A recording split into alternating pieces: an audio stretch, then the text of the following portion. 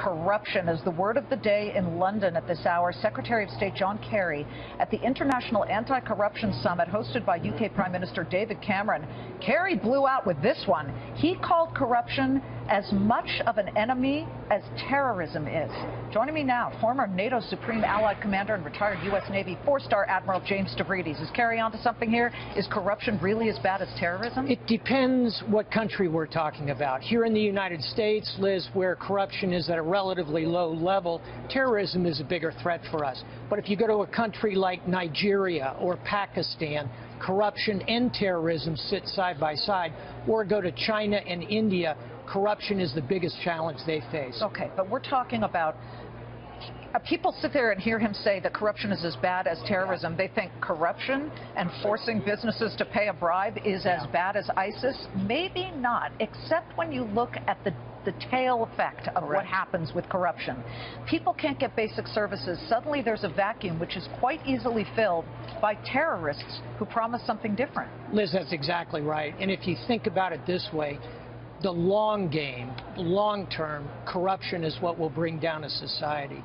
It creates terrorism, which is the tactical means that can break a society in real time. So they're both very dangerous. You have to deal with terrorism with both hard power and soft power. The corruption piece is really the soft power side, the law enforcement, the education, the building values, long-term project.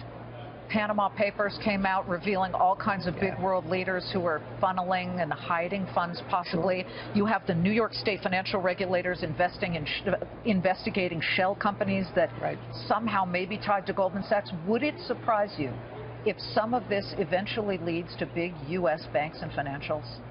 I would be surprised if it led in a serious way to the big institutions. I think what we're going to see is high net worth individuals who have been led down this path, probably by individual and boutique investors. I've got to think that our major financial institutions are smarter than to take that kind of a dive. But is it a pandemic, especially when you look at what's going on with Brazil at this hour? Yeah. You have Dilma Rousseff now. She is on the verge of being impeached. There was a big Senate vote yesterday. They deliberated for 20 hours. She's pulled off the presidency roles here. She cannot be president for now as they decide whether to impeach her.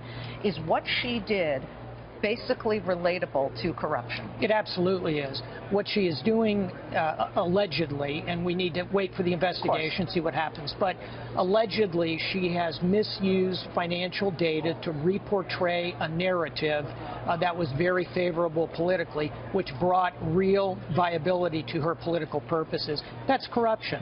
And anytime you're bending the truth or going outside the lines of the law, that's corruption.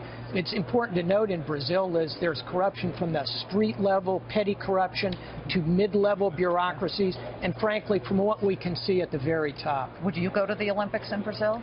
I would not, and I certainly wouldn't advise my daughter, who's 28, childbearing age, definitely not to go. I think the combination of Zika, violence, and the overall situation that you're going to see unfolding in Brazil, big protests, I think it's going to be a very unstable game. Folks, when you have the former NATO commander, Admiral James Stavridis, saying he wouldn't go because there are just too many things whipping around here, that's news. Thank you very much for joining us. Great to be with you, Liz. Admiral Stavridis, always a pleasure.